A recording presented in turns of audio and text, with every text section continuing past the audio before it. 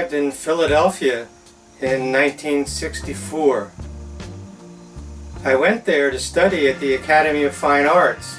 It was the oldest art academy in the United States and was famous for producing very good artists. And it was there that I met the other artists that came to Philadelphia at the same time to study at the Academy. We all arrived at the Academy with great ambitions. We all met each other there and worked together at the Academy. And it was our group that established art in Philadelphia in a way it had never been before. And this era is called the Philadelphia Years, or the Golden Era of Philadelphia Art. It was called this because this era put Philadelphia on the map as a city doing important contemporary art. Up until this time, Philadelphia had a reputation as a strong cultural center, but it was somewhat provincial and stuck in time. The most important artist was Thomas Eakins, and though he was a great artist and even something of a renegade in his time, his work was very traditional and academic. It was far from being connected to the contemporary art scene, which had new ideas and new concepts that were more pertinent to the times.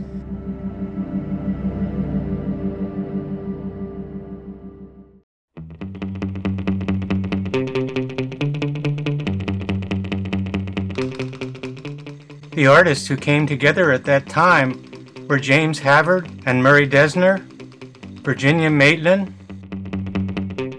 Hank Widmeyer, Bob Morek, Paul Kane and Bob Barfield, James Brantley, Joan Weinert, Joanne Hoffman, Barclay Hendricks, Tom Hatton, Gloria Milgram, Peggy Lentz, now Peggy Lentz Reevey, Bill Omwake, now E.O. Omwake, and Bruce Samuelson and Tom Ewing. All of these artists were part of the group that became comrades in art at the Academy. And it was the interaction of these artists that was to create the aesthetic that became known as the golden years of Philadelphia art. In 1966, the group was joined by Tom Palmore, John Luton, now Jack Fisk, and David Lynch.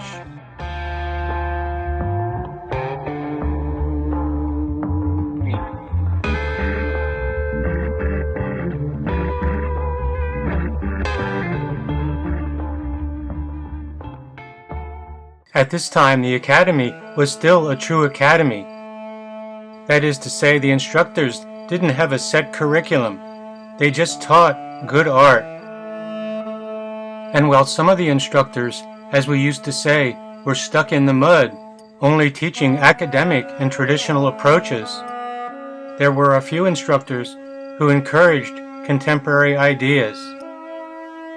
Chief among them was Jimmy Luders, Ben Kamihira, Liz Osborne, Joe Emiratico, Dan Miller, and Hobson Pittman. Hobson Pittman was probably the most important influence on all the artists of the Philadelphia years. Everybody used to go to Hobson Pittman's class. It was very inspiring.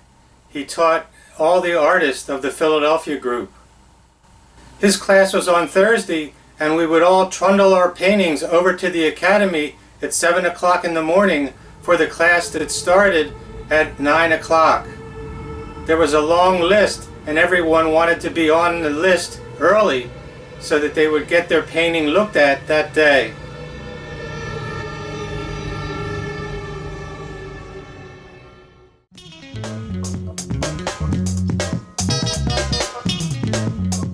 In the middle years at the Academy, Bruce Samuelson was beginning to play with the figure, distorting it and creating surprising figurative paintings.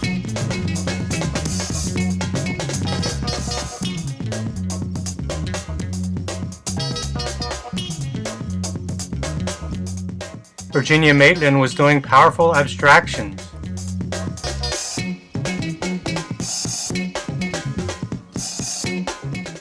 Peggy Reevey was using a kind of fantasy figurativeness.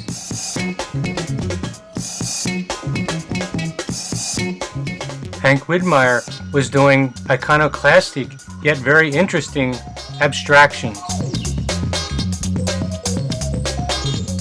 Tom Haddon was doing portraits and abstraction, often infused with a conceptual bent. James Brantley was doing elegant figures.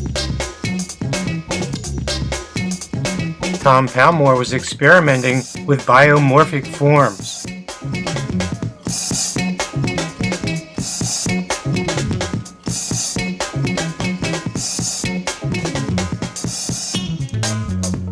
Bob Morak was playing around with cow forms.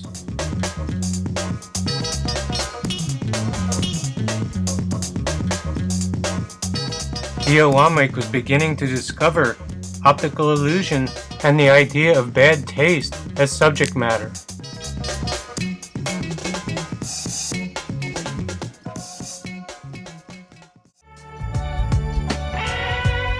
Murray Desner was exploring hard-edge abstraction.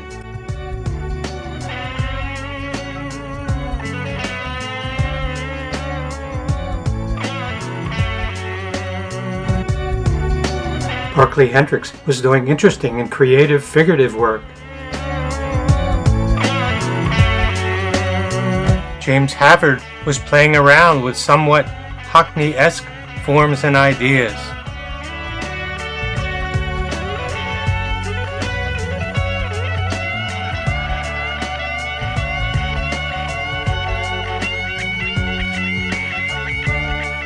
David Lynch was exploring figurative elements in abstract compositions.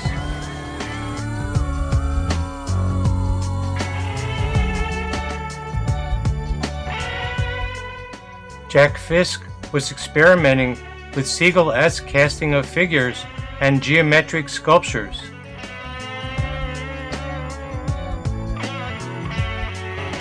It was the combined energy of all of these artists that created the golden era of Philadelphia art.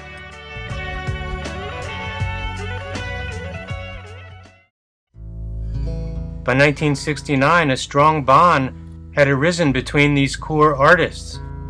They had all graduated from the academy and were practicing artists on their own, sharing information and learning from each other. Though they all worked in different styles, they were all inspired by each other's creativity.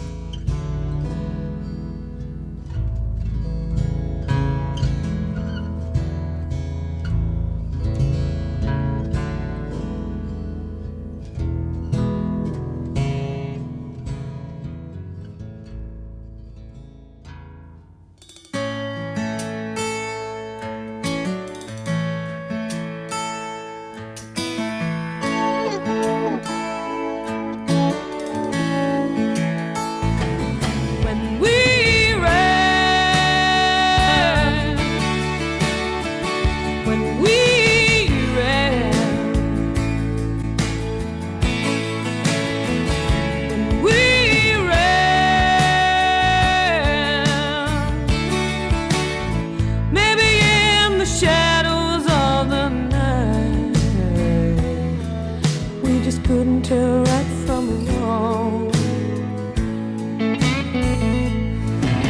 When we ran,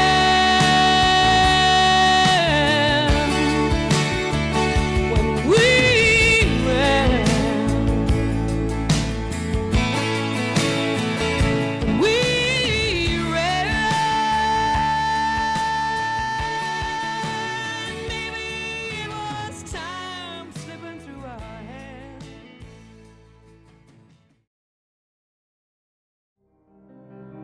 By the later 60s and early 70s, Virginia Maitland was continuing to explore abstraction.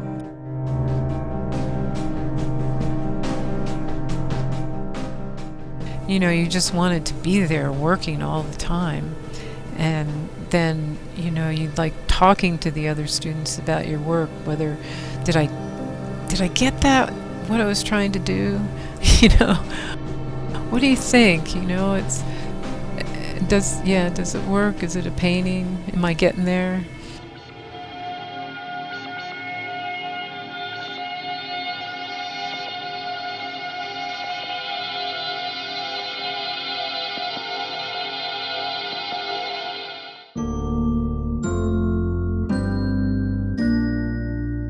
Bruce Samuelson's paintings continued to get better and better.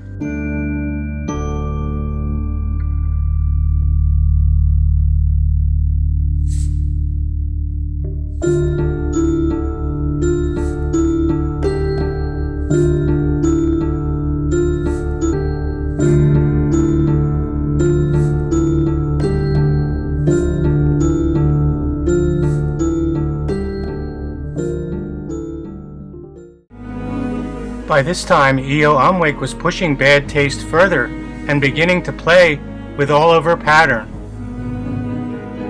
We played with life. We danced with life. Of course, they called us long-haired hippies and crazy people, but that didn't matter to us. I think we were discovering something very rich and profound that affected all of us.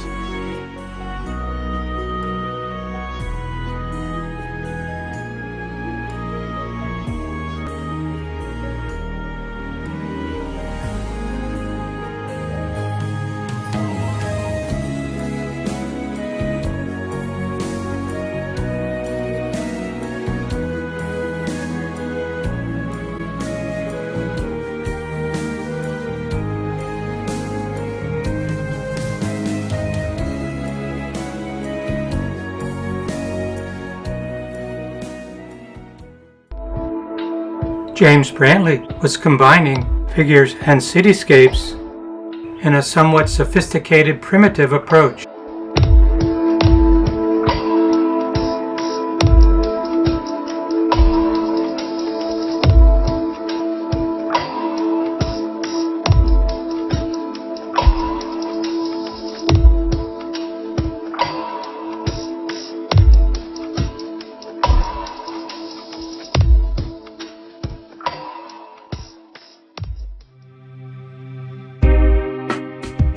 It was during this time that Murray Desner began to work with poured paint.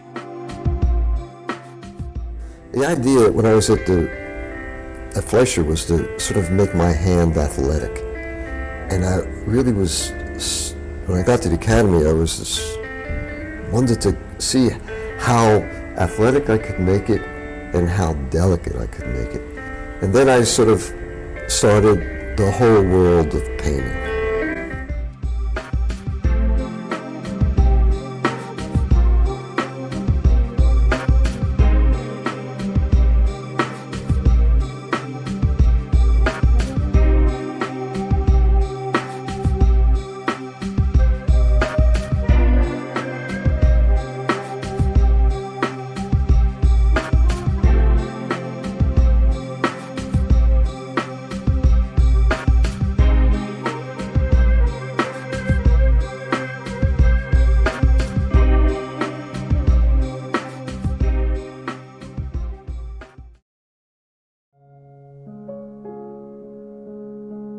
As time progressed, Tom Palmore put more emphasis on humor and painting animals. I never paint my animals shooting pool, smoking cigars, with funny hats and stuff like that. I want to project them in a very kind and meaningful and elegant kind of way, and I really want to show them in their best light. And sometimes when you can get too cute with things, and they actually end up getting really kind of silly, I think, and that comes with the decorating the animals with different kind of clothing and that kind of stuff.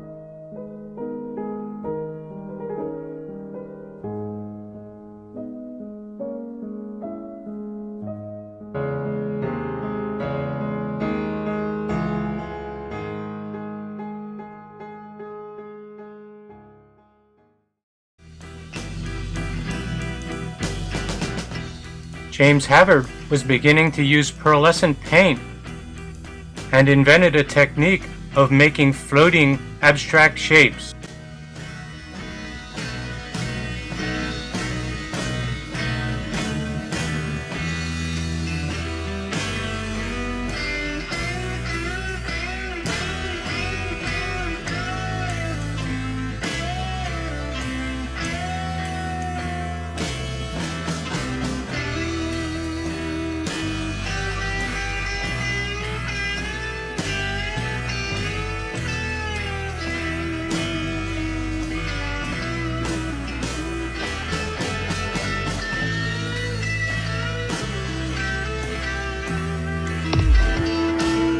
Barclay Hendricks was still working with figures, but had gotten more into color.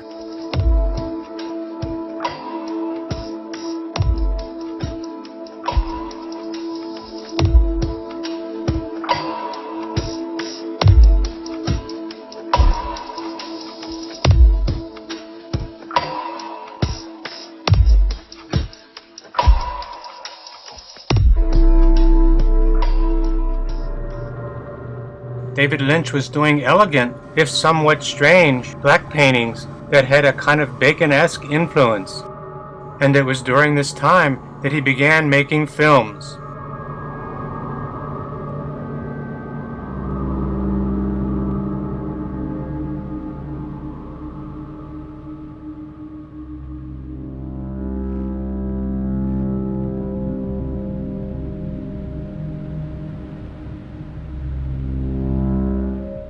It was 1967 in Philadelphia, Pennsylvania. I was in a room where people had little compartments that they block off for themselves to paint. And I was painting a black painting with some garden, some green garden. And I was looking at this painting, and I heard a wind, and I saw the painting, move a little bit. And that's what started the whole thing. I wanted to see a painting move and have sound to it. And so that led to an animated project on a sculptured screen for this painting and experimental painting and sculpture contest.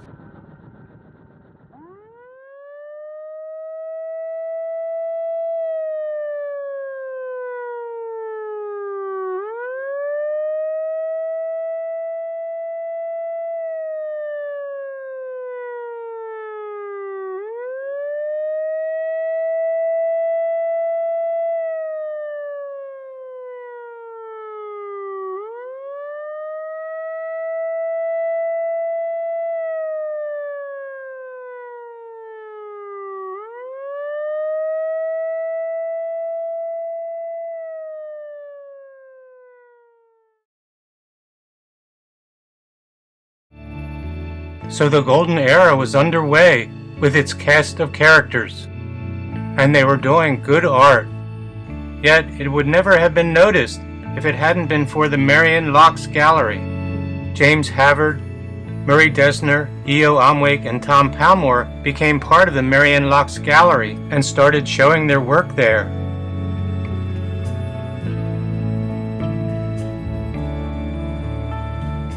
It was because of the efforts of Marion Locks and her publicizing the artist's work that the mainstream art world began to notice the artist in Philadelphia and the Philadelphia art scene. When E.O. Omwake, Tom Palmore, and another Philadelphia artist, Noel Mahaffey, got into the Whitney Annual, Philadelphia's reputation as a second-rate art scene evaporated. When E.O. Omwake got into the Whitney Annual a second time, Philadelphia's reputation was substantiated, and people began to look at Philadelphia as a place where serious contemporary art was being made.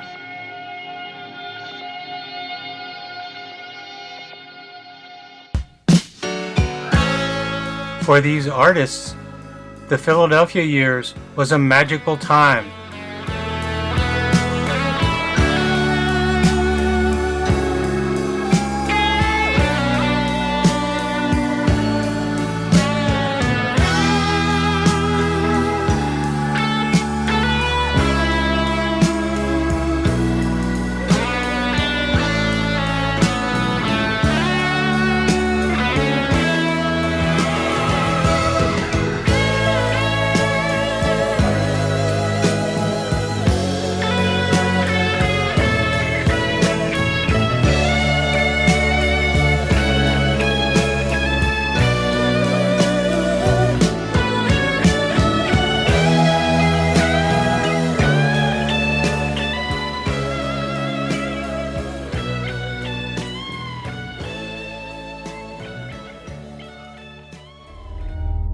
Within a few years, Bruce Samuelson became an instructor at the Academy.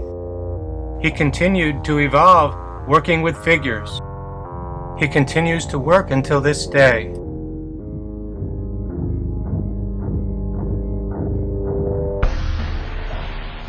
Virginia Maitland moved to Boulder, Colorado, and began producing what many people call the best color field work since Morris Louis. She continues to paint to this day.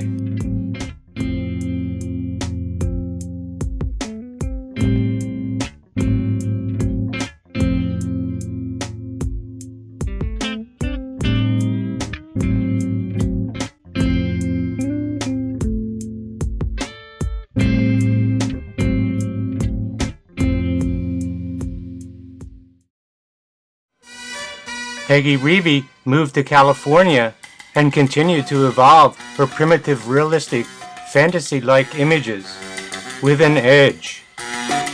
She still paints to this day.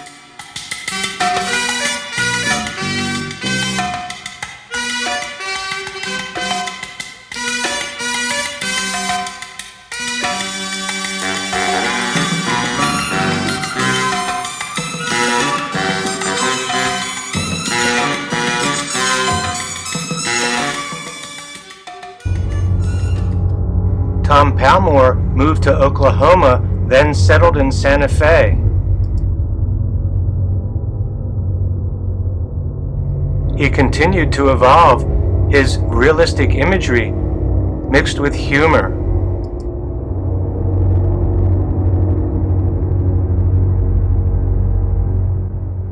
He continues to work to this day.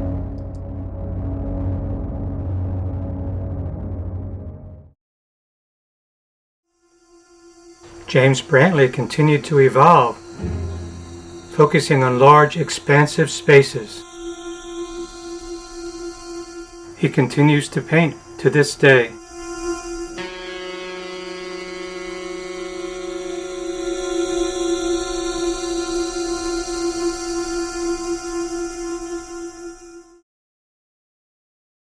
Over time, Murray Desner developed a sort of color field, ethereal, Turner-esque approach. He continued to paint until he passed away in 2012.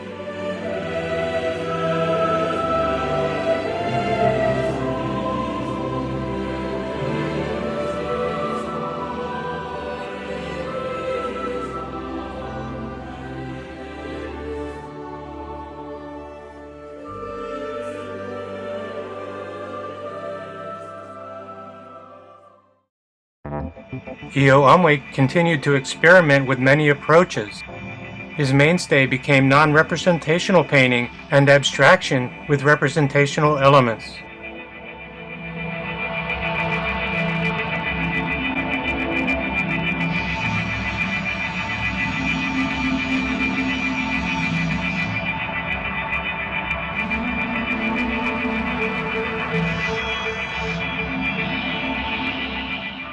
He continues to work to this day.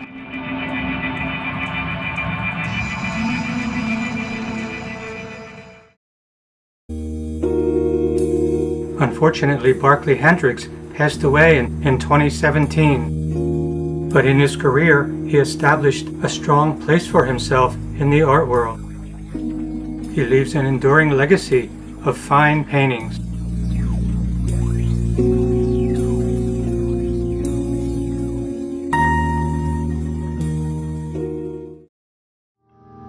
Jack Fisk became an art director, production designer, and film director.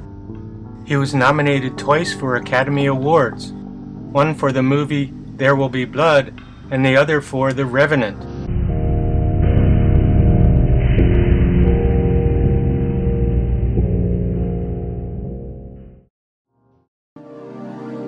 David Lynch became a film director, becoming one of the most important and creative film directors in the film industry. Aficionados of film consider him on a par with Fellini, Bergman, and Kubrick. Yet he never stopped painting. He continues to paint to this day.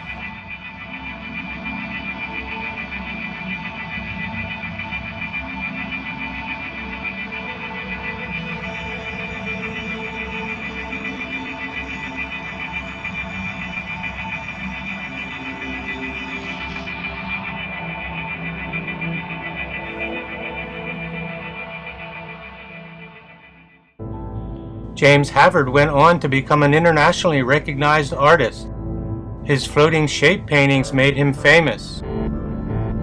But when other artists began to use his idea, he moved away from floating shapes and into using a kind of abstraction that utilized aromas of representational forms.